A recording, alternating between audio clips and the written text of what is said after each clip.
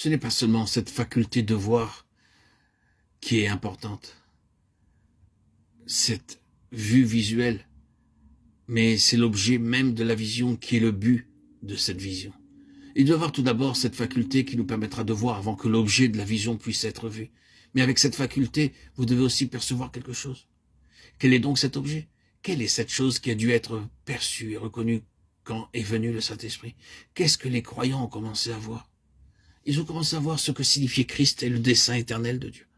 Le dessein de Dieu depuis l'éternité concernant son Fils, la place que son Fils occupe dans l'univers selon la pensée de Dieu, la fantastique implication de l'être et de l'existence de Christ, les immenses perspectives liées à Jésus-Christ. Ils n'ont pas vu de suite, mais ils ont commencé à voir le Seigneur Jésus. Ils ont commencé à voir qu'il n'était pas un homme parmi d'autres hommes, pas seulement l'homme de Galilée, non. Il est infiniment plus grand que tout cela. Cette immense signification de Jésus-Christ est trop grande pour être portée tellement grande que vous ne pouvez pas toute la saisir. Cette vision est irrésistible et dévastatrice. Ils ont commencé à voir cela. C'était cela leur vision. C'est de cette vision que tout le reste découle.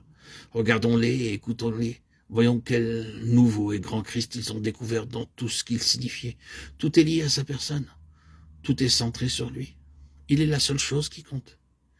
Les prophètes avaient indistinctement vu ces choses. Vous aurez pu entendre un de ces prophètes dire « Oh, on l'appellera admirable, conseiller, Dieu tout-puissant, Père éternel, prince de la paix » Ésaïe 9,6. Ce prophète avait commencé à voir quelque chose. Et il y a d'autres passages semblables à celui-ci. Ce n'était qu'un commencement, mais ce qu'il disait, c'est qu'il venait pour être pleinement vu. Nous regardons vers lui, c'est ce qu'ils ont dit. Considérons le jour où il sera pleinement reconnu. Et nous sommes en ce jour, le jour du plein accomplissement de la vision des prophètes. Ce ne sont pas seulement de simples paroles ni des grandes pensées, cela doit être vrai de nous, même si ce n'est simplement encore que le début de cette connaissance de Jésus-Christ dans nos cœurs. C'est notre vision et elle nous a saisis par sa grandeur. Nous ne pourrons jamais progresser sans la vision.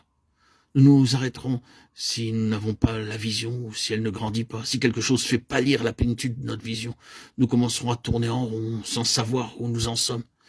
La vision nous conduira si elle est maintenue claire et dans sa plénitude. L'avons-nous reçue? Lorsque le Saint-Esprit est venu le jour de la Pentecôte, il s'est produit cette merveilleuse chose.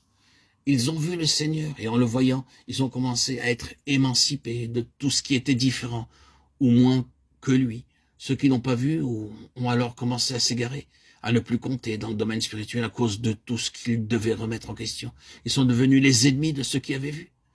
L'épisode relaté dans Jean 9 s'est accompli dans son sens spirituel. Le Seigneur avait ouvert les yeux de l'aveugle-né.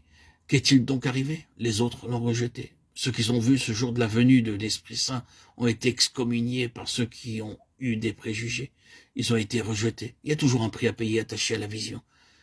Mais ce n'est pas maintenant notre sujet. Ce que le Seigneur nous a dit en premier lieu, c'est qu'il désire avoir et doit avoir dans cette dispensation, et il l'obtiendra de toute manière, un peuple avec les yeux ouverts, un peuple qui voit, un peuple qui possède cette faculté intrinsèque